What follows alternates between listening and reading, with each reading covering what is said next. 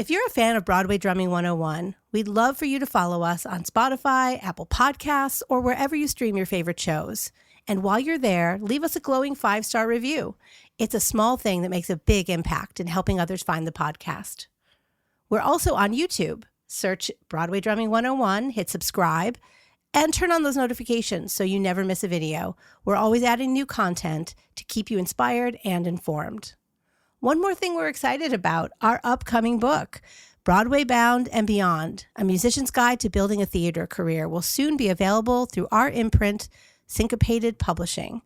Whether you're just starting out or looking to take your career to the next level, this book has everything you need. Pre-orders will be opening soon, and subscribers receive a special discount and early access. And when you subscribe to Broadway Drumming 101, you'll join a thriving community of musicians passionate about Broadway. For just $10 a month or $100 a year, you'll get exclusive access to content designed to help you grow as a musician and connect with others who share your goals. Join us today.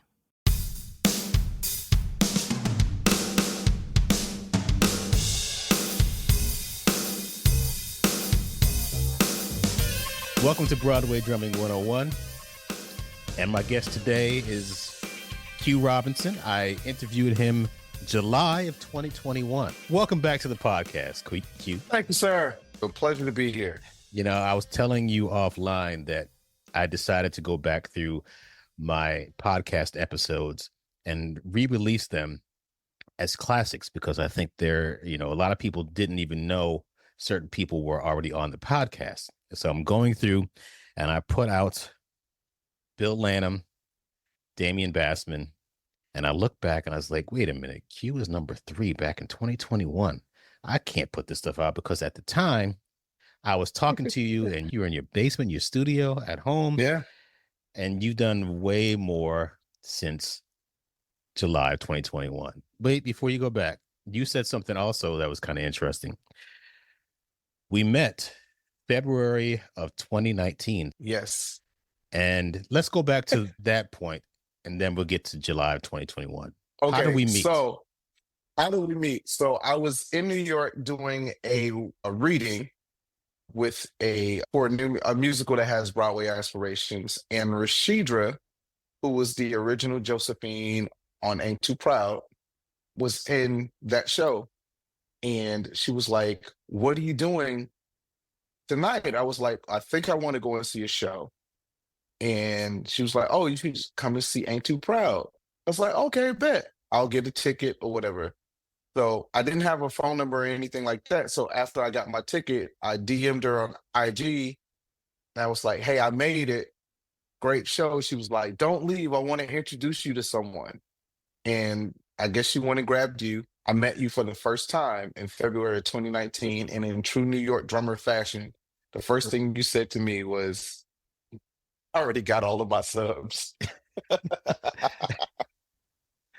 That's probably what I said. I know it's kind of funny, but it is typical of what everybody says, though. You know what I started thinking? It wasn't 2020 because 2020 is when I subbed the show for you. So you came in February of 2019. So maybe it was March, but it was February or March. It was very cold. So if you opened in March of 2019, it could have been March of 2019. Either way. I remember it was cold. Because remember, we met, he was like, "I got all of my subs." And then maybe like a couple of weeks later, you called me and said, "Hey, the next time you're up here, why don't you come and sit in the pit?" That's right. One of my subs came in trying to bring stuff to the table instead of just eating from the table. And so you sent me the book. And, I was still touring people and all those people, but I remember in the summer kind of buckling down and was like, "You know what, let me crack this book open, let me see." And I remember sending you like 5 songs of me I recorded 5 songs of me playing the stuff. And that was October. Let me back up. That summer, you guys got nominated for like 11 Tony Awards or something like that. I think ended up winning 1. And I think within the same week of those Tony announcements, they announced that they were doing a national tour. And you hit me and you were like, "Hey, I think you would be great for the tour. Do you mind if I throw your hat in the ring?" And I was like, sure. So then I was like, well, let me open the book, let me check it out. And I remember recording like 5 songs, 5 of the more difficult songs, drum heavy songs. And I sent that to you, and you sent it to Kenny. And then at that point, it was just about scheduling to play the show for Kenny, essentially.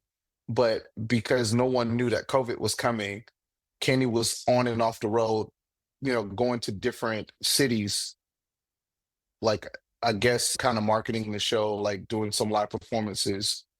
And we settled on the last Sunday in February of 2020. It was February the 26th, which was 2 weeks before the world shut down. So that's when you subbed for the first time? I subbed for you for the first time. I remember coming in, watching you on that Thursday. And then I went to see Tina that Friday, came back and watched both shows on that Saturday. And then between the matinee and the evening show, you essentially sat me down on the kit. He was like, all right, number one, let's go. I'll play a couple of bars. You'd be like, oh, nope, that's good. Next song. And we did that with the entire book. And you allowed me to ask you as many questions as I wanted to. And after you left that that Saturday night, you was like, all right, it's on you. Good luck. Don't screw it up. And that was it. The next time I heard from you was that Monday. And you were like, have you heard from John Miller? Because I didn't hear anything from anybody. Like Kenny essentially was like, good job. You gave me a couple of notes on a couple of things that kind of happened because of the fan fiasco of 2020. So And- really quickly, I had a drum booth. I call it a drum cube. And outside of the cube is an air conditioner that funneled air into the drum booth, basically. And you had to know how to work it. And that's one thing I didn't tell Q about, I don't think, like to turn it on. No, I turned it on. Something happened and the propellers in the air condition broke in the middle of Act 1. So he had to play the entire Act 1. I don't remember. It was a nice lady in wardrobe, because where your cube was, like, you literally had to fight through the jackets to get to your little cube. Yes. And she heard the air condition malfunction. And she went and got someone from props. And if you remember your door, you kind of really had to pull it shut. If not, it would kind of open. And I remember the door swinging open. And I'm like, oh my God, like I left the door open, not knowing that props came and opened the door to let some air in because they didn't have another air conditioning unit. So I thought I didn't shut the door, secure the door. So I got up in the middle. It was a ball of confusion in that little break. I went to close the door, and by the time I put in my ears, I couldn't get the like. So that was the one note that's the note that I got, because by the time I put in my ears, the two indicators on the hi-hat had that moment had passed. So okay, good. Like no one Segregation. died. Like no one died outside of the people in the story that passed. So you wound up being a successful sub for the show. Yes. Then stuff got shut down. And then you were offered the opportunity to do the tour. When was the tour going out at that point? December of 2021. We started boot camp in October. And then we did tech in November, Thanksgiving weekend. And then we did a preview in Durham, North Carolina for a week. And then we opened at the Kennedy Center, which was kind of full circle because that's where you guys kind of broke all of the records. But we were in the bigger room. I call it the red room, at the Kennedy Center. Funny story about that, because if you think about it, like COVID was running roughshod. We were supposed to do 5 weeks. We only ended up doing 3 weeks because there was a COVID outbreak. We're getting ready to click off the first song of lobby rehearsal with the locals. and our coordinator runs in, and the entire band, with the exception of myself, had contracted COVID. Mm, I was the only one that didn't get it. So we were shut down for 2 weeks. mm. So, yeah, unfortunately, the week we finally opened was the same week that they gave closing notice for, you guys on Oh, Broadway. really? Yeah, it was Uh, it was very so weird. I choose not to ever I, really go I, back there. but yeah, so that was December, and I did the tour, was loving. I learned a lot about myself. And the interesting thing about this tour is because we picked up more orchestra members than we carried. We carried a rhythm section. And so we would pick up the three horns and the strings and two percussionists. And it was very interesting going into these different markets and, you know, having to play this music with various people from different parts of the country. Met a lot of cool people that way.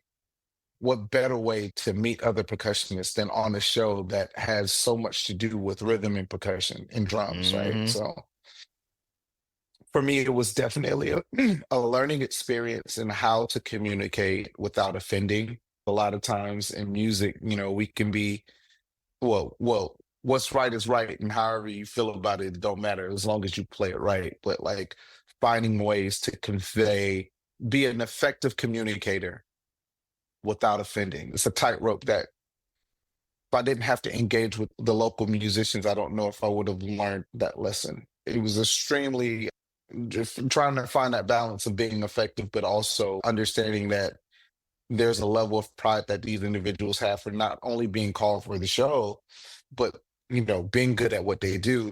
And a lot of times the people that I was talking to were 15, 20 years my senior, so like talking to older individuals about, what we're trying to capture and the approach. Mm. So you've done tours in the past. What are the biggest differences that you've seen? How long you sit in a city.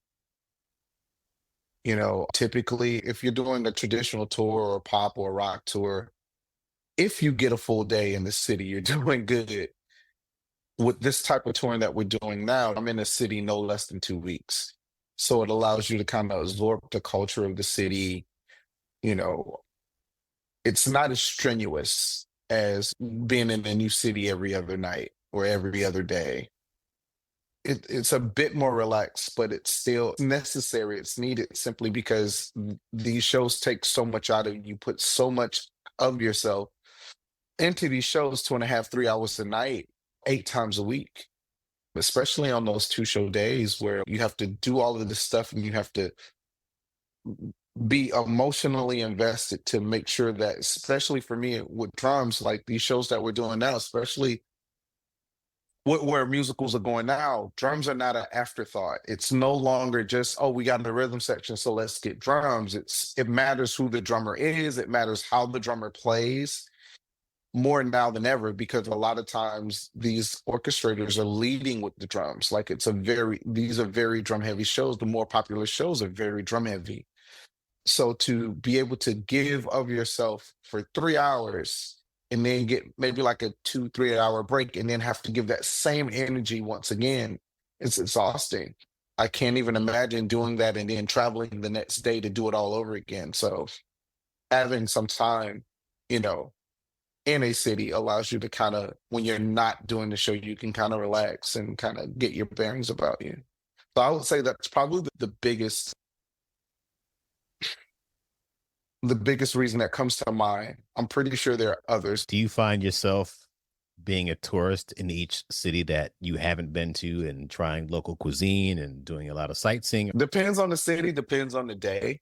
I have done that. I have been a person that becomes a recluse and, I'll play my PS5 or read a book, but it just kind of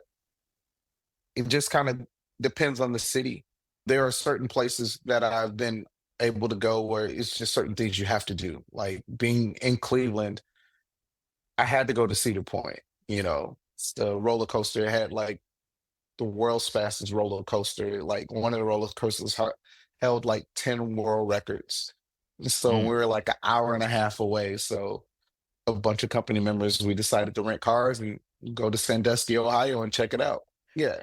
So places like that, or being in Buffalo and being 20 minutes from Niagara Falls, like, how could you not be that close? And I had never been.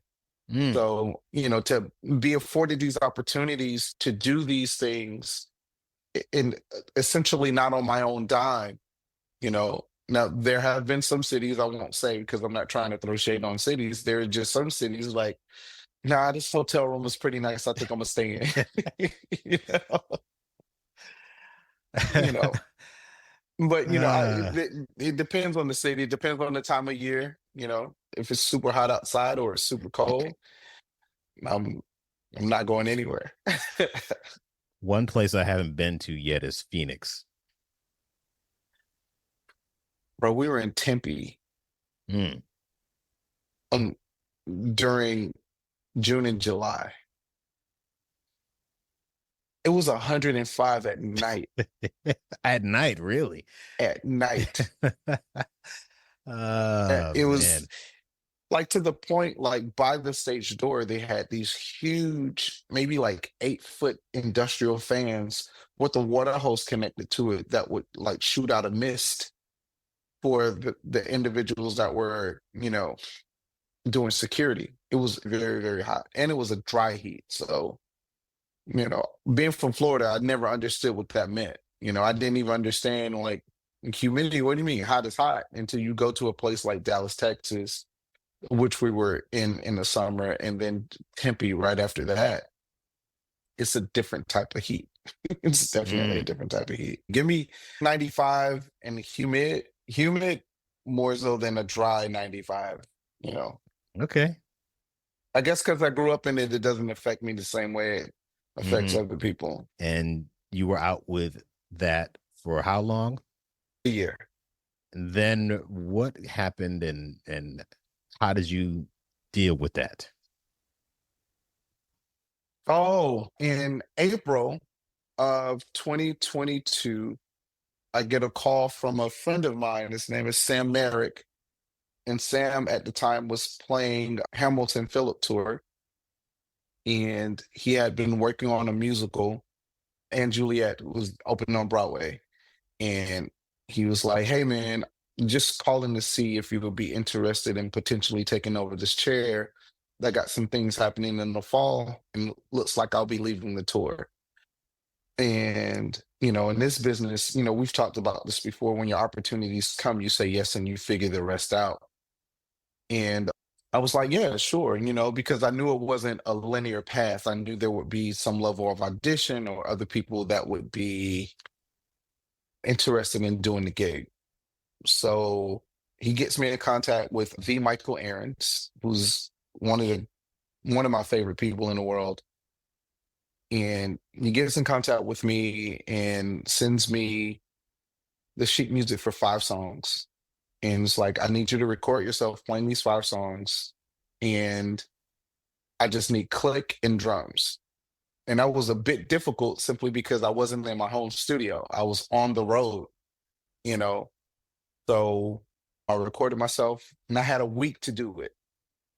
And maybe about 2 or 3 weeks later, I got a call saying, offering me the chair for Hamilton.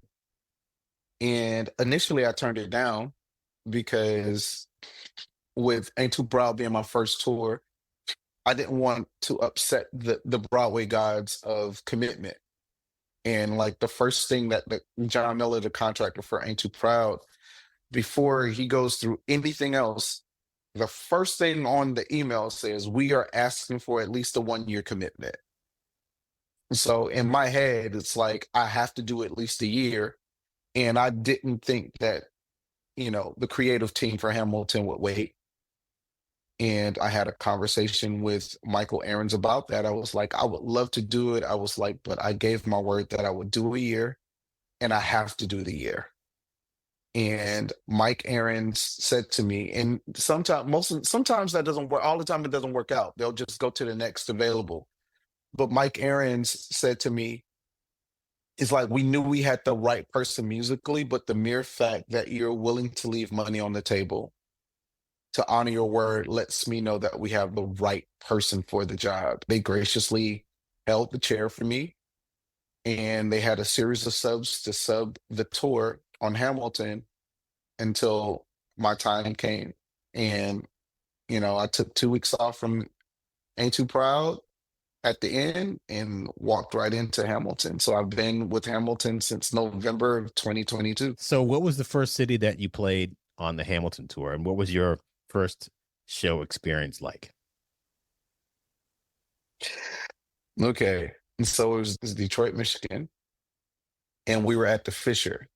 Is that The one of those Fisher cities Theater. where you look up and you're like, I think I'll stay? No, so Detroit, I will tell you this.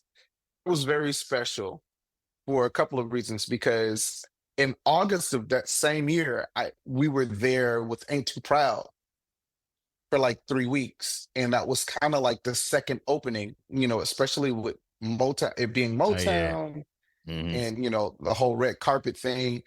And that was the most time that we had actually spent in a city since DC. And by that time, I already knew that I would be transitioning in the fall to Hamilton. So Detroit was the place where I found the studio. I rented out a studio for like 2 of those 3 weeks. And from like 10 o'clock to 5 o'clock, I was running the Hamilton stuff and then taking a break, eating dinner, and then going to the opera house to do Ain't Too Proud. And I did that for 2 weeks. Without those 2 weeks, I would not have been ready for Hamilton. And there's so many incredible musicians, so many people that I know in a city. And Detroit is just one of those places. And then also having like the private viewing of the Motown Museum. And, you know, it was great. The thing that kept me on the inside in Detroit was the snow. So anyway, it was the Fisher Theater, which is a very small theater. Like there's one way in and one way out of the pit, right? And I'm in a drum booth, and because it was my first city, the conductor was really adamant about having the drummer in the pit so that I could kind of see, so that we could feel we're still trying to learn each other. Because what a lot of people don't know about any of these Broadway shows is that while there's the written music and the interpretation of that, there's a lot of nuance between the drummer and the conductor, knowing where the conductor wants a particular thing. And I think a lot of times that's why you see conductors use the same people all the time. That's why you're one of Kenny's first calls. Not only are you an amazing drummer, but you know him and you know his idiosyncrasies as a conductor. 9 times out of 10, when he's arranging, he probably has you in mind simply because you guys work together, have been working together, and you guys work together so well. So, when you look at different arrangers and conductors, it's not a click, so to speak. It's just that person knows that person. And with so many different things to contend with, it's just easier to have someone, well, yeah, I could give this guy a chance, but like Clayton's here and I don't have to think when Clayton's in the chair. So anyway, back to the story. So they had me in the pit and I didn't know anybody, coming in to a culture that's already set and just trying to find your way. I felt very isolated. Everybody was nice, but I didn't know anybody. And, coming off of Ain't Too Proud, starting that experience, being there from day one in the first choreography boot camp, and with everything that we went through between, the COVID shutdown and, when we're in Buffalo, right down the street, that mass shooting that happened at the grocery store, we were in Buffalo right down the street. So there was a lot of trauma bonding that happened. And there's a lot of things that kind of brought us together. And me being there from day one, I was a part of one of the people that helped set the culture and the energy in the room. And so leaving that to go to a place where I'm assimilating to a culture that's already been set. The Hamilton Phillip tour had been going on since 2018, end of 2017, going into 2018. Like these people knew each other. They, and I was just this new guy, this outsider coming in, assuming the role of, a very beloved member of their orchestra because I didn't know anybody. So I was homesick, so to speak. I missed my Ain't Too Proud family. And you and a few other people I would call, just kind of like, man, what to do, you know. But the first week of that show, because Hamilton is a 3-hour show,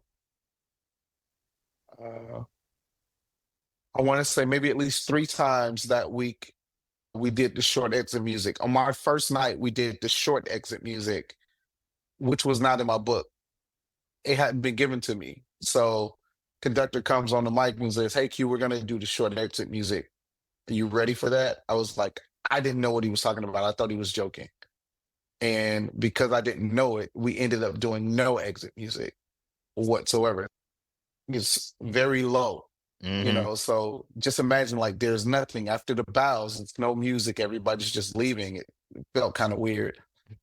And then that same week there was a medical emergency where we had to stop the show because somebody stopped breathing in the audience.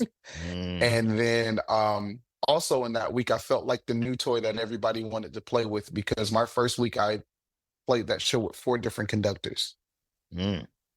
So it was the conductor, the associate conductor, the music tech, and then we had a sub conductor come in.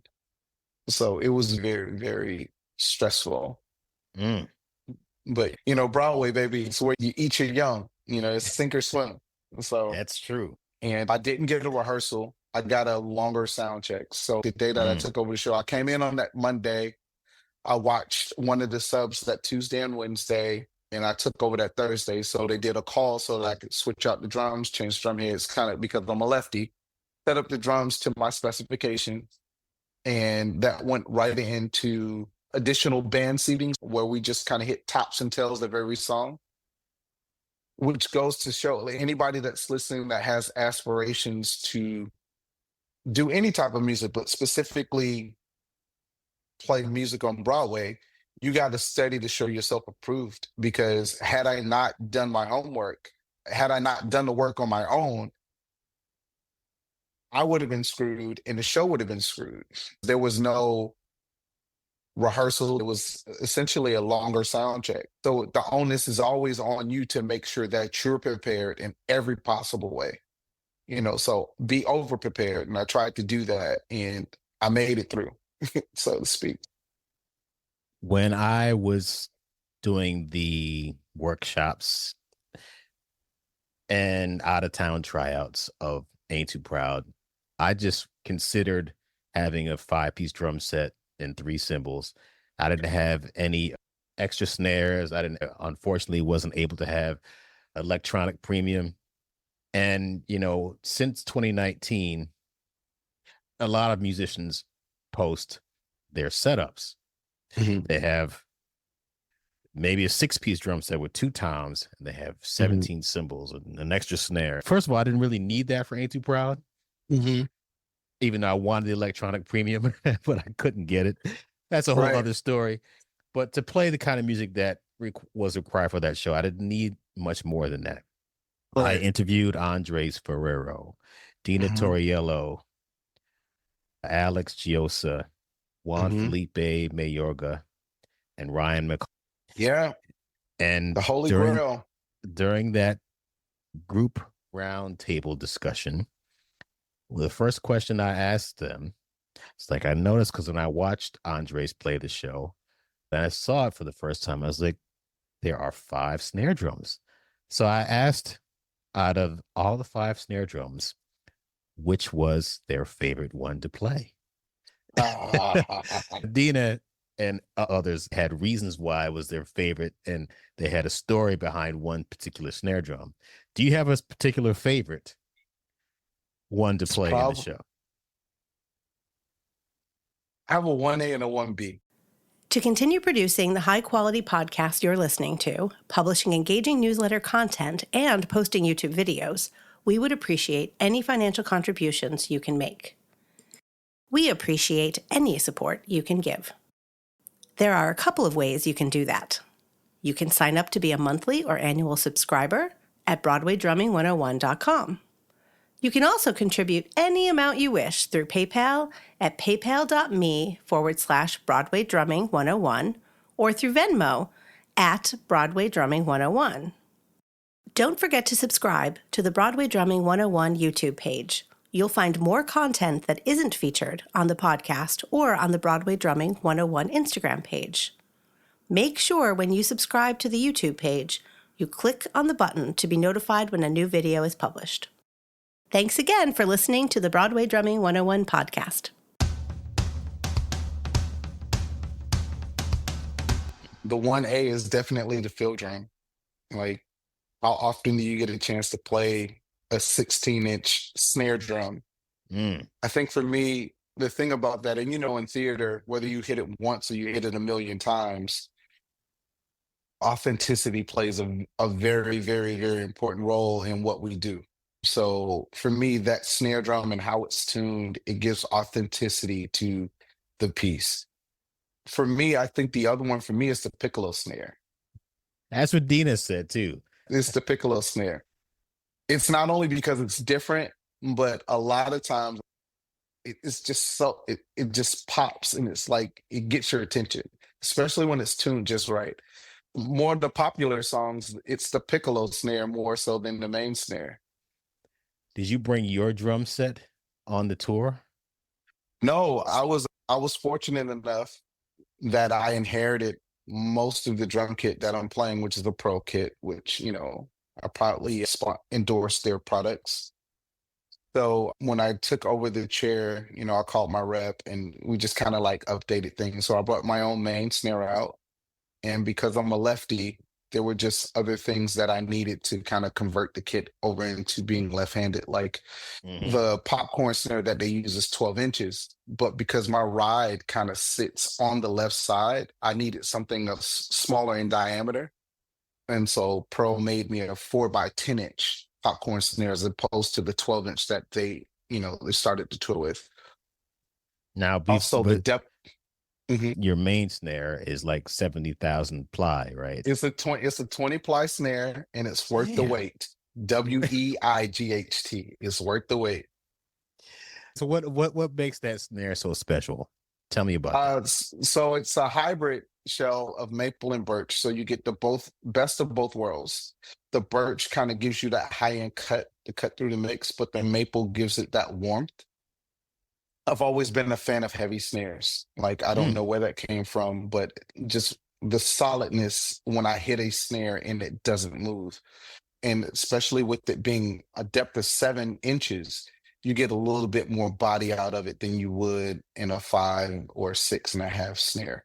So you take the thickness of the snare with the combination of the woods and the depth of that snare, it becomes the perfect snare, because if I tune it up, you get a nice pop, but you still get the girth of a big body snare. And so that's just kind of been my go-to. I've had that snare since 2017. It's been around the world with me at least 3 or 4 times. And I'll still get teased from guys older than me or even younger who would just use the backline stuff. And here I come with my cymbal bag and this heavy 25-pound snare. And they're like, why you bring that thing? And then as soon as I put it on in sound check, they're like, oh, I'll give you a quick story. Walt, sound guy ain't too proud. We're in Schenectady, we're teching Ain't Too Proud, and I brought 3 snares. I brought the one that matched the kit, I brought the 20 ply, and I brought a brass snare. I brought the brass shell simply because you were using a brass shell on Broadway. And I hit Walt. I was like, hey, man, I bought 3 different snares with me. I kind of want to try this 20 ply snare. He was like, okay, matter of fact, I installed the 20 ply. I hit it 3 times. And Steve got on the intercom and was like, don't use anything else but that snare. Steve is one of those individuals of discerning taste. Like, he knows what good drums sound like. He's been around, he's worked with the best. He knows when drums are tuned. He knows when anything is wrong just by listening for it. And so it was a huge compliment for him to be like, yeah, you can use that snare anytime. Like, anytime I'm mixing anything, you bring that one. So that was kind of cool. Yeah. Yeah, But you yeah, got to. I want to see that again. send you what? Sure, you took a picture of the 20 ply, or send me a picture of the snare. I wasn't gonna do that. But, yeah. I will gladly send you this wonderful You want to trade? sweatshirt for that 20 ply snare. I just want to try it. Just, Okay. All right. Don't hold your breath on that one, bro. Yeah, I'll give it back to you, man. I got you. Yeah. I come and find you.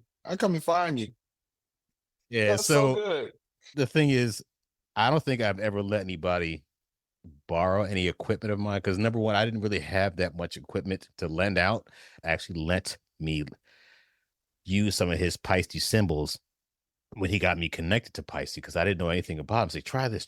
So he let me a bunch. I'm like, oh man, this is cool. I like this series. I gave them back to him.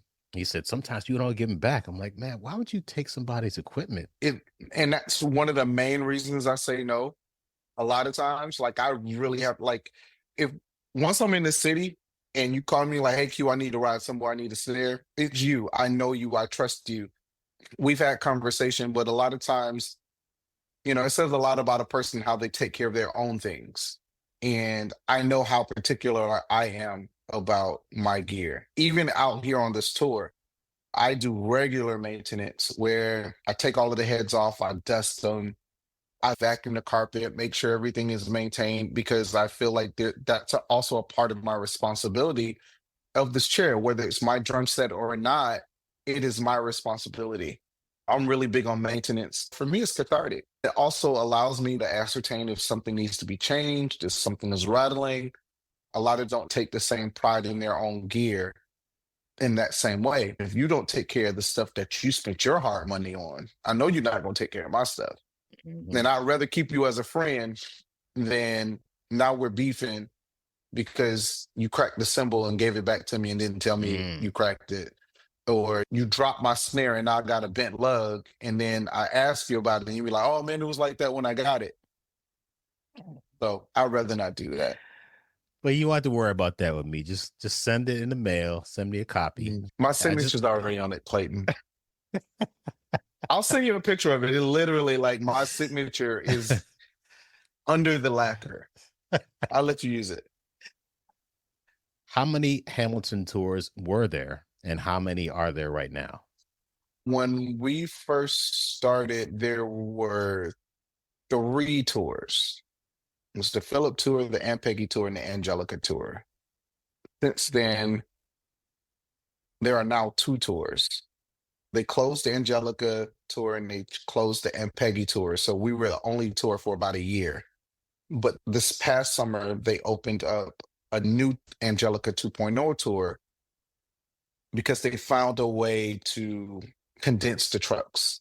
So that tour is same full production contract and everything, but they found a cheaper way to travel the tour. I think the goal was to spend less money on load-ins and load-outs. And one of the ways you do that is to condense the trucks that you have. I think right now our truck count is maybe 12. It used to be something like 14 or something like that.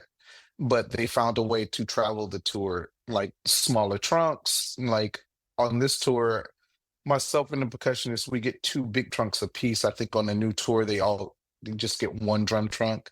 They condense the percussion book immensely. So like the big Grand Casa, like the 36-inch bass, the chimes and all of that stuff, they sampled it and now they're on sample pads as opposed to it being the actual thing.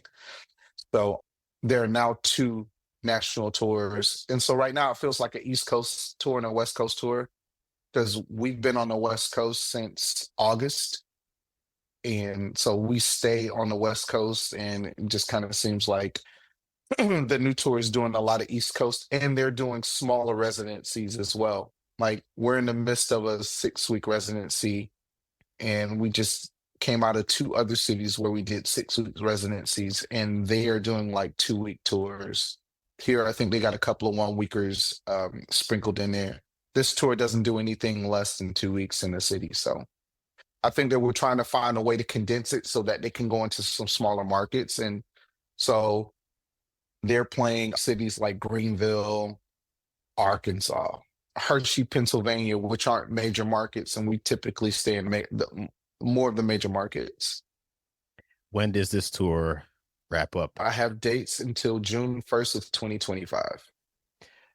Now, when you're on tour, I had learned this when I had the opportunity to sub at the very last minute for the drummer that was playing Hadestown. I hadn't been on a Broadway tour since I first started in the year 2000. But man, not only does it pay well if you get overages, it's wonderful, especially if it's a nice tour. But I didn't realize the things that you have to do. Now, I remember you posted on your Instagram a while ago some footage of you, I think, setting up your stuff and maybe breaking it down. I didn't realize you had to do that until I had to do it myself. I came in there and subbed, and I stayed there for a week, and then I like, okay, this is what you do. You take everything, you break everything down, and you put it into the, what are they called again? The drum conch. Yes. Tell me, since you have so much equipment, do you have a specific method to do that? Tell everybody what that really is like when you finish a show on the Sunday night. What's your MO and how do you make all that stuff happen? A good question. So going back to Detroit, my first loadout took me 3 hours. Really? Yeah. Well, because it wasn't my kit yet. I hadn't done any of like it was brand new, and the backstage area was very small. So you had wardrobe, hair, and audio all utilizing the same space. And my trunks are like 8 feet tall. And, when the doors are open, at least 6 feet wide. So if I had my drum trunks open, no one else could get down the corridor. So it was just kind of like that. At this point, my breakdown takes about an hour because I have memory locks on everything. I have a system. So usually what happens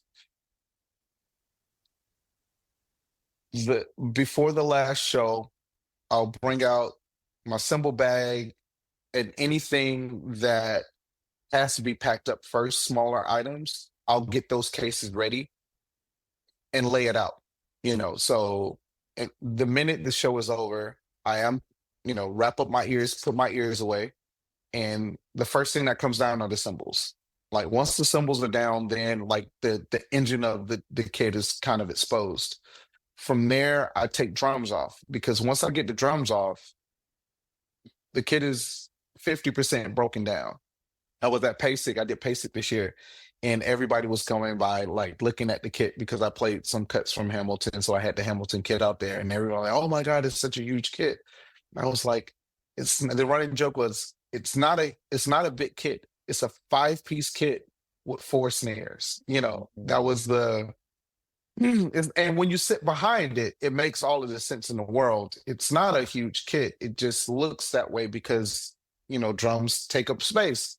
But anyway, so I put the drums away, and then the hardware and the electronics are the only thing that's left. And gratefully, I'm on a rack. So, it's not a total tear down. Like the rack is in 3 pieces. So you take off the crossbars, and I take the legs, put those in one trunk. All of the smaller cymbal boom arms go into another, snare stands go up. In about an hour, if we end the show at 4, I'm walking out of the theater at about 5. And the only time that it would take longer is if, like in this city, it won't take long at all because my drum trunks are literally right behind me. If it takes longer, it's usually because the drums are in a different location than the drum trunks or there are stairs involved. But I don't mind that. For me, it's almost kind of like the commencement of a city. For me to break down the kit is almost kind of like the graduation of one city going on to the next. So it allows me to prepare the kit for the next city. So when I get into the next city, even if I take a little bit more time on the loadout, it makes my load in that much easier in the next city. Do you wind up sitting down during this whole process of taking off the cymbals and just putting down, or do you stand up doing it? It's a combination of both, only because my booth, I can't stand straight up. I'm about 6 feet. So like I can't stand straight up in my booth, which means that I kind of have to do this. And if you're doing this for any amount of time, you're putting pressure on your spine and then your lower back. So whenever I can, so typically I'll take the cymbal, I'll stay seated, put my ears up, grab the cymbals off, put those down, and then start, unloosening everything. So it's just a quick pull. And depending on what the cases are, what I may do is stack the drums up. If the trunks aren't close, I'll stack the drums up on the outside of the booth, and then disassemble everything and then start moving things almost kind of like an assembly line type thing. But because I can't stand straight up in the booth, it can become very painful on your back. Are your drum booths always in the pit? Depends on the city. Um, Whenever they can, I'm in the pit. In certain cities, it's just not feasible. Like in San Francisco, my drums wouldn't. So every show that comes to the Orpheum, there's a dedicated drum room. Just like in LA, there's a drum room. In San Fran, I'm not even in a booth. There are other places where I've been, like the Majestic in San Antonio. I was remote, but I was in a booth, but I was actually in a dressing room. They assembled the booth in a dressing room because my booth is also acoustically treated. Because you put drums in a room that's not acoustically treated, you're going to have more problems than not. So, but this tour, their goal, and I know a lot of new tours are going out, like the band is remote 100% of the time, not just the drummer. Like in Juliet, it's remote, which kind of makes sense to me just because most of the time on Broadway, especially in the older houses, the bands are remote anyway. I remember the first time I walked into the Hamilton's booth, like Andres is essentially in a closet to the left. You walk in and it's like this door, and then his drums are there, and it's just enough room for his drums. Even with Ain't Too Proud, I don't know if there was a pit per se. I think everybody was just kind of in their own little sections remote. But this tour, I do enjoy different aspects. I enjoy being in the pit because to be able to see my other orchestra mates and to actually feel the energy in real time from the audience. Although I'm in the booth, I can still feel the adulation and the crowd response. And typically I can feel the subs. Like I like feeling like the kick drum and the floor tom and the subs. There's a skit on Key and Peele where they actually, it's like, and if you, Yeah. and they're both talking over each other. You go. No. Yeah. And they get so upset. And I don't want to go how it ends. It's really funny, but it's kind of screwed up with the way that they do it. But anyway, coming from your background and my background too. Now it's, every generation has their way of doing things. Mhm. A lot of younger musicians want to play in the drum booth, and they just want to Mhm. be in the drum booth playing show tunes. I mean, it's not really, it's funny calling Ain't Too Proud and Juliet and Hamilton and Book of Mormon show tunes, but Sure. when you kick that bass drum, now what it's like playing in big venues. It's fantastic when you hear that sound coming through the speakers, and then the crowd reacts to you. It's the energy that you get from each other. Mhm. And you really don't get that playing in a lot of pits unless you can kind of feel it. Like with Ain't Too Proud, I couldn't feel it until we obviously went on stage and you could see it and you're there on stage. When Andres has his booth is over to the side and he can kind of hear it because it's under the stage to a certain degree.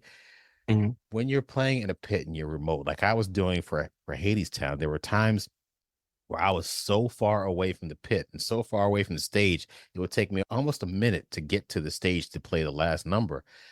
Mhm. I felt so segregated. How do you deal with that lack of camaraderie and lack of musicianship, I guess, when you're so far away? Like, do you find ways to try to adapt to it to make it more more real? And does it bother you at all? It doesn't bother me, and I'll tell you why. And I say this to a lot of young musicians, or even just musicians that want to try to pivot into the Broadway world. And they're like, well, I want to play shows. I was like, okay, well, you got to go and get some experience. You just can't come here straight out of school thinking that there are experiences that you can draw from. And the reason why I say that is because typically when I am remote, I draw from the experience of being in a studio session. I draw from playing in these large churches where I am essentially in a cage or a bubble or some type of sound booth. So I pull from my experiences in that way. Every now and again, you'll get into a collaborative music studio session where everybody's in the room, but by and large, drums are always isolated, and you got to find a way to make it feel like you're not isolated, right? So pulling from that experience as a studio musician, I feel like I'm just doing a live recording every night, so still being able to emit that same feeling and passion as if I am dead smack in the middle of the stage at Paul Brown's for 70,000 fans. It really doesn't bother me because I've been able to adapt into so many different situations. Like, I'm not just a live player, I'm also a studio player, so for me, it's just like being at a session, you know. And so, there is a lot, like, in my Avium, I do have like audience mic. So I can kind of dial in a little bit of that if I need that. But for me, it's about the work. And I've been fortunate enough that the two tours that I've done have been so drum heavy, and the drum books are so great. The drum book is enough. Like, I don't need the adulation of the audience. Like, I get hyped just knowing that I get to play this music today. So for me, it's about finding enjoyment in the thing that I'm doing as opposed to the response of the crowd. There was a producer that was saying, as a musician or a creative, like, you create your art for you. The audience is paying to be in your presence while you're creating this art. So my connection to the music absolutely has nothing to do with the 3,000 people that are sitting out there. Whether it was 3 people out there or 3,000 people out there, it doesn't matter to me. I'm going to play the same way. I'm going to emit the same emotion, and I'm going to play with the same execution and intentionality that I would if the theater is packed. My joy doesn't necessarily come from a location. Now, I know there's so many guys like, man, I don't see how you do it. How you play in this booth every night? Well, I love what I do. I love the music. Like, I don't need that. And if you can pull from different experiences to kind of be like, oh, okay, this kind of reminds me of when I'm in the studio. How do I act when I'm in the studio? Like, and now, having my own studio back in Atlanta, I would get called in to do a bunch of remote sessions. When I'm playing drums remotely, like, it can't sound like me and the bass player is 3,000 miles away, so, just pulling from those experiences. So if somebody doesn't have the experience of playing a recording session, and they haven't had the experience of playing in front of 1,000, 70,000, all they want to do, they came from music school, and they're like, I want to go from music school right to the drum booth. I mean, you could do that, but you can try to do that. But I always say this, and I get pushback from some people, but Broadway music is not a genre. Broadway music is a subgenre of genres. So if you're doing a rock musical, you would have had to be adept and versed in rock music. You got to go and be into rock bands.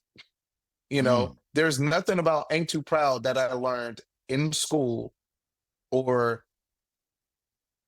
on Broadway. Where I learned how to approach the music for Ain't Too Proud? Playing in wedding bands where half of the night you're playing top 40 Motown stuff anyway. So understanding how to play that 6-stroke roll. The only difference is it's intellectualized by being on music, but you still got to be able to intellectually interpret what that means in that course, understanding that Ain't Too Proud the musical was essentially an enhanced Temptations rock show, with that rock energy, but also understanding how the Funk Brothers approach that music. And I learned that from having to learn Ain't Too Proud to Beg to play for a reception, not for a musical. So the experiences that you are able to bring to a drum chair on Broadway brings levity to the drum chair, and being able to pull from different experiences make the experience that much more authentic. If you're coming straight from school, and there's nothing wrong with that, if you can get it, fine, but you got to be able to bring some experiences with it. Like the Hamilton book is full of references to different genres and different drummers. Like one of the King songs, it literally says Purdy-esque shuffle. Who's Bernard Purdy? Who's Bernard Purdy? If you don't know who Bernard Purdy is, what you're reading, you're not going to interpret the right way, because how it was written is correct. But if you don't understand that what that shuffle means, you're going to interpret it wrong. It's a la D'Angelo. You're like, really? oh, okay.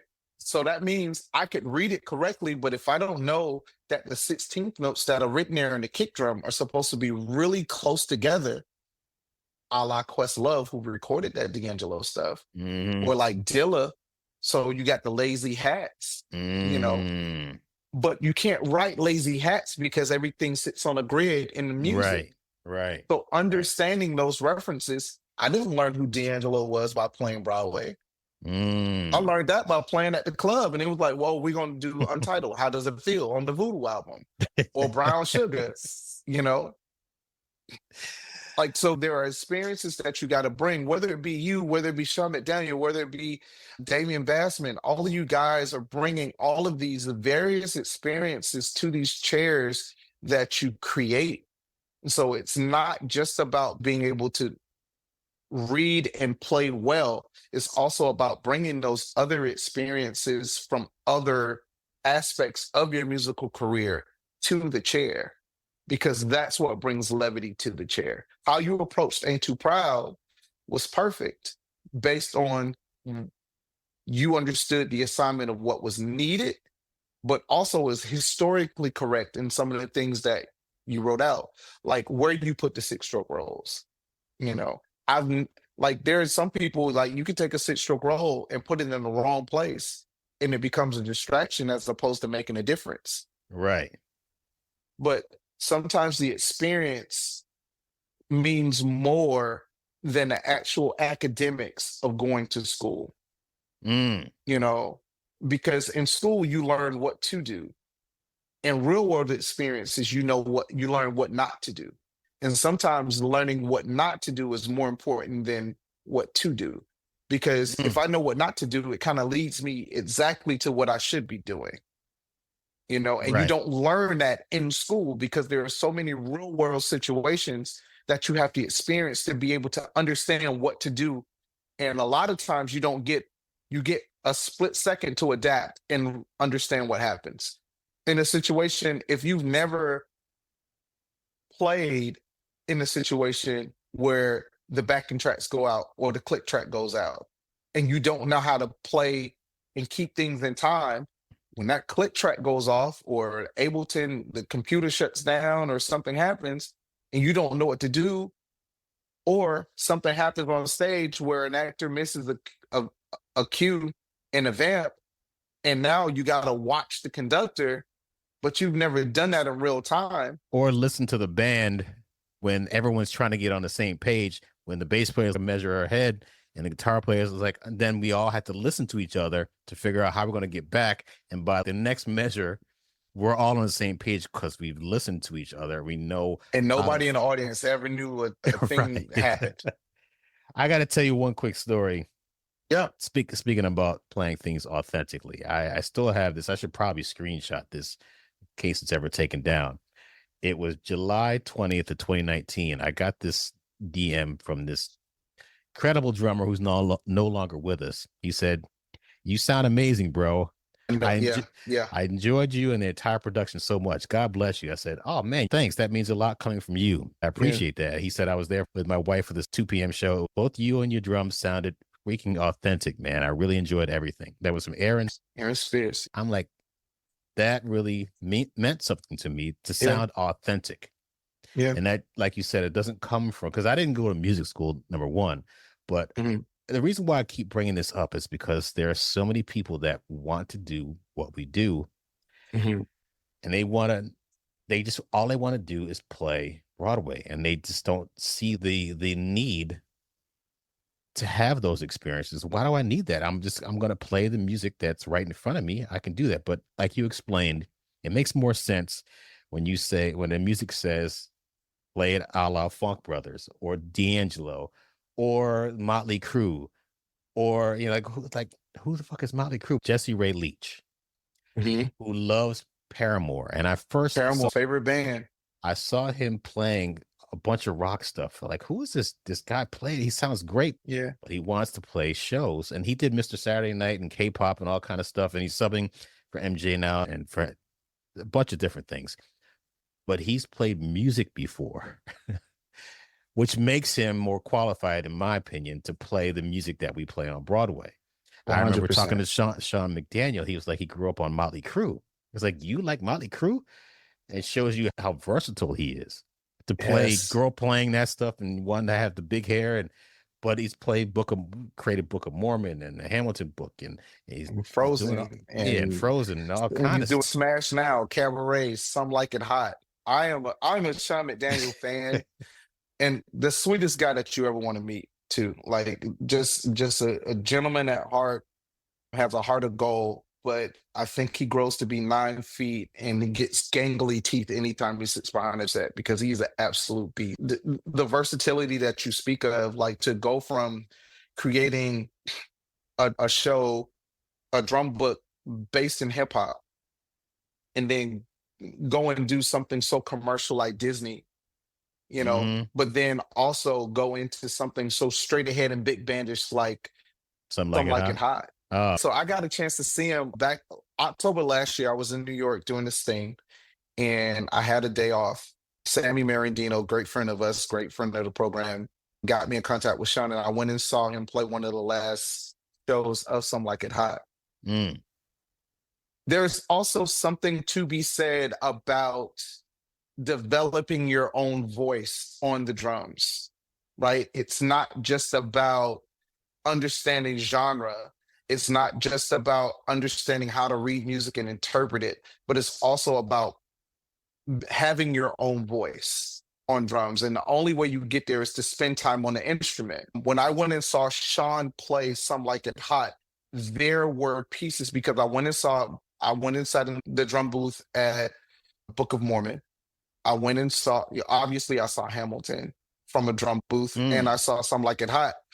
And it's his vernacular, it's his voice that I hear. Like, to hear the Scholar Sisters feel, but he was able to use that in a jazz context in Some Like It Hot. It actually happened. And I saw him, I'm sitting there watching him do it. There's something also to be said about finding your own voice. Like, when I hear Memphis the Musical, when I heard Ain't Too Proud, like, I hear you, like, to know who you are now and to know you and to intimately know that drum book of Ain't Too Proud, and then go and listen to the Memphis soundtrack. Like, oh yeah, that's Clayton. Like, I can hear that. So there's authenticity of feel of the genre, but it's also authenticity to who you are as a person. The one thing that I've learned in both of these situations, like, coming in, I haven't had the privilege of creating my own drum book officially yet, right? But the one thing I've learned about subbing, it is not just enough to imitate the person or the genre, is to understand the context and the intention behind what the person played. So even if I don't play verbatim the feel that you played, if I lock into the intention of what the original drummer meant, it will give the same type of levity to the drum part. And you Mm-hmm. can't do that just coming out of school. You got to go and play some drums. You got to go have some great experiences. You got to go have some bad experiences. You got to go have some in between experiences. So when you bring that stuff, you're bringing more than the technical skill of playing, because so many of our drum books, technical skill is the floor. You got to be able to play drums. You got to be able to read, but that's just the price of admission. Like, what else are you bringing to the chair that makes that contractor or makes that supervisor say, I want Clayton in the chair? So I'm getting off my soapbox about that now, but I get so many guys that they don't understand that part of it. You know, it's just like, you can't, if you've never played rock while you're auditioning for a rock band or a rock musical, go out there and play some stuff. You know, get the experience, and I promise you it would be better for it. What's a year of experience? And I'm just using a year as an example, but what's going away for a year for the rest of your life or the rest of your career? Well, I think people might say, well, why should I do that when all I want to do is play Broadway? I just want to play in that booth, separate from everybody else, remote, playing. That's great. Success is not a linear path. You know, where you are to where you want to be is not a straight line. And there are things, and even if it was, once you get there, you're going to find yourself not being able to stay because you're not qualified to be there. Mm. You know, so you got to go out there and you got to go and do all of these other things. I remember watching an interview with Walter Payton, and they were like, how do you train? He was like, oh, well, you know, I go to the gym, I lift weights, and then twice a week I take ballet lessons. Like, you, the strong, big, burly running back, why are you taking ballet lessons? And he was like, well, it teaches me balance. It teaches me how to have a low center of gravity, you know, that all ballet dancers need to be able to have to achieve some of the moves that they do. They used to call the man sweet feet. Those sweet feet did not come from lifting weights. They came from doing something totally unrelated to what it is that he ultimately did. And so I look at it like that. Playing drums in the pit, there are so many other things that you need to know how to do. Like, we're responsible for our setup. Going to a gig, learning how to be effective in setting up my kit and breaking it down in a timely fashion, because I don't want the rest of the band waiting on me to get back on the bus. Yeah, I know. Well, the thing is, I don't even know if I don't want to sound like I'm old, but kids today don't know what that's all about. You know, they have a lot of clubs. There's a lot of backline already, especially in New York, which is a great thing. But, you know, you take your drums out of your rehearsal room, you put them in your car, you take them out of the car, you put it on a cart, you bring it through the venue, you take the drums out of the cases, you set them up, you make sure they sound right, then you play for 4 hours or whatever the gig is. Then you got to break them down and do that whole thing over again. I don't know if people do that very much, because why would I want to do that when all I want to do is play in Broadway pit? Okay, so I'll counter with this. Because I broke those drums down and because I set them up, I know that drum kit. So in the middle of one of those shows that you're coveting, when something starts rattling, based on the rattle, I know exactly where I need to go to fix that in real time. Yeah, yeah. But if I don't have that experience, now I got audio on the phone like, hey, we got a rattle going on down there in drums. Like, what's going on? You know, so just based off of that experience of setting up your kit and breaking down your kit, you learned things. You learn not only things about the gear, you learn things about yourself. You learn how you fit in this whole thing that we call music. You know, it's not binary. Me playing drums in a pit is not a binary thing. You know, it is very much, you know, there are terrains, there are things that you have to navigate. You know, it's not only gear, it's not only music, it's also navigating personalities. I encounter in my music career, when I get into certain situations, if I've been able to see, if I've been on stage with a prima donna eye on the edge of confrontation guitarist before, you know, what higher pressure situation is it than a sits pro when you've only had 2 days to learn 50 songs Mm-hmm. and somebody's getting something wrong, and I'm looking at this guitar player getting ready to pop off. The reason why I know he's getting ready to pop off is because I've seen it before. So I Mm-hmm. know how to temper my own self and put myself in a situation where that doesn't become a thing. The more experiences you have leads Yeah. you to your next. And I think we besmirch where we are and where we've been because it's not where we want to be. And I think a lot of times when we discount where we are and where we've been, we miss the lessons in that. We forfeit those lessons because all of those lessons help us get to our next.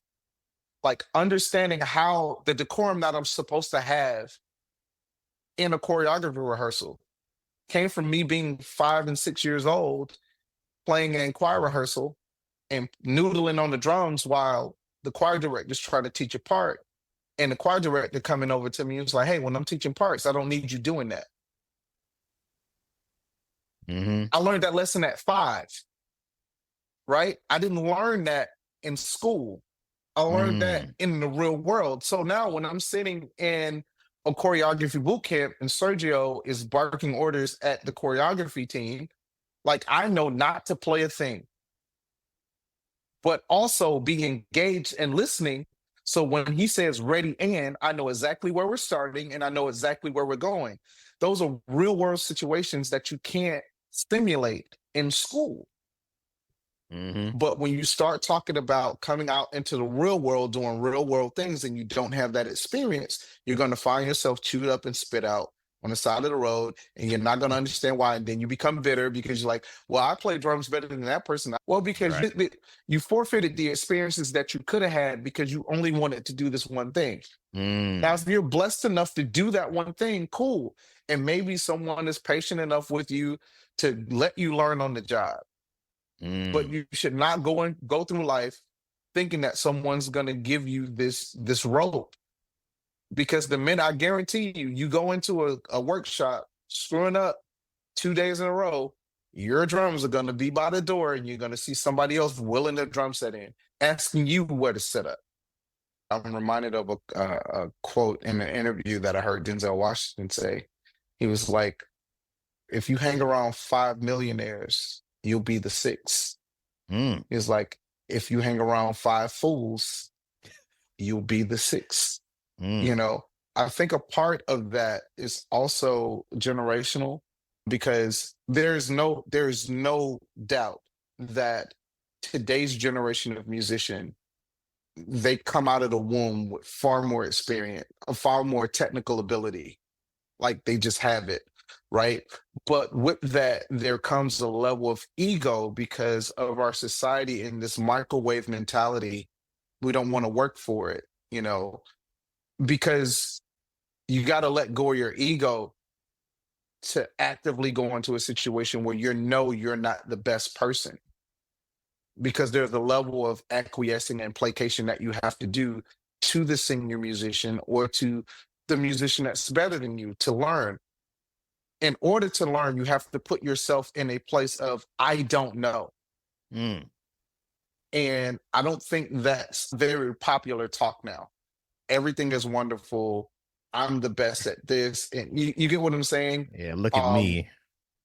Right. When I realized that I wanted to start playing musicals, the first thing I didn't start flying myself to New York immediately. I looked at my situation and was like, okay, where can I get better? What do I need to do? And the first thing I went and did, I went and took a refresher course on music theory, because I knew that in order to do what I wanted to do, there were some other things that I had to get taken care of first. So when I got the opportunity, I wouldn't blow it. So that is an example of, okay, if I want to go this way, but first I got to go here to get this taken care of. And that might be, okay, I'm interested in rock musicals. And then also there's also knowing yourself well enough to know okay, if I get offered a musical that might not necessarily be in my wheelhouse, maybe I should say no to that musical, you know? But it's written, I should be able to play it. No, Mm. because you don't have the experience to understand that, okay, this music calls for a more traditional boom chick Broadway thing. If I'm not versed in that, I don't know how to tune the drums for that. I don't know what the equipment choices are going to be able to emit that sound, you know, or even if I'm given the instruments, what do I need to do to manipulate these instruments? Going back to Mhm. setting up and breaking down, tuning this instrument for a jazz band or a big band versus tuning this instrument to go and play Hamilton or Anne Juliet or Ain't Too Proud. Same instrument, different tunings, emit different levels of authenticity. But Then listen, understanding the variances of that. You know, there's an icebreaker question that I love asking when I first meet people. And the question is, would you rather be the best player on a bad team or the worst player on a great team? mm, And it's very interesting to hear the answers and the reasoning behind it. But it just kind of goes to that point, you know, like if it's ego involved, oh yeah, I want to be the best player because if I'm the best player, you know, I'm gonna get the most shots, you know, I'm gonna do this, I'm gonna do that, I'm have all of the light on me versus the person, no, I want to be on the best team and I'll be the worst player. And some of it is not from a place of I want to be better, but it's more like, well, if they the best team on the worst player, I'm not gonna play, I'm gonna still get all of the benefits that they do. mm. You know, so still, like with all of that thing being said, there are so many different things as Broadway musicians that you have to have, or just musicians in general, and intention is one of them, not only musically but from a humanistic standpoint as well, like having the right intention. Why do you want to play Broadway music? Is it just because of the easier bag? Is it just because it's probably one of the last protected ways of being a musician? Why is it? What's your intention behind it? What's your underlying reason why you want to play a musical? And if it is just because you like, because it's cool, you're gonna quit. You're gonna flame out because your intentions aren't pure. Mm. You know, I play musicals. I like playing Broadway because I'm a theater kid. I grew up as an actor. I enjoy playing music, but I also really love playing drums. I chose music theater, music chose me. So having the ability to push both of those things together, I get to live up my dream of playing both passions that I have. And a lot of people in this world don't do that. Some can't even do what they love one time. I get to do it twice every day. So what that does, that gives me the passion to push even when I don't feel well, even when I'm depressed, even when I don't want to do it. My love for what it is that I'm doing, it goes so much deeper than a paycheck. It goes so much deeper than I think it looks cool. It's a part of my story. It's a part of what I love to do. So also, it's also the intention behind it. So I started asking that question. Oh man, I want to do what you're doing. Why? Because the last thing I did got 5,000 views. What you like the attention of the articles? You like playing a big drum kit? You like the attention that it comes with? Why do you want to do it? And until you can answer that question, like I think you need to stay away from it because you do yourself so much more harm and you become one of these better musicians that can't say an encouraging word because it didn't work out for you. And the reason why it didn't work out for you is because your intentions weren't pure. This industry has a way of exposing that. It might not happen overnight, but if your intentions are not pure, music has to win out. Music has to be the reason why you do it. Not because of the fame, not because of the money, not because of the protected employment. It has to be because it's what you believe you were put on this earth to do. And I believe that's why I've had somewhat of a meteoric rise in what I'm doing, simply because it's coming from a pure place. I love what I do. I enjoy what I do. And even when I'm not having a great day, the silver lining to the darkest day is that I get to play this music. I want to ask you about your sweatshirt. Got pockets. Yes. Tell Got me about Pocket. that is. Got Pocket is a brand by a good friend of mine. His name is J. Rod Sullivan, currently playing drums with Janet Jackson. He copyrighted Got Pocket a few years ago. If you remember, it's kind of a play on the Got Milk slogan. And essentially, for those who don't know, Pocket is doing what the music requires, making sure that you lay a foundation for other musicians to build on top of, staying in the pocket. To be a pocket player means that you are giving substance to the music.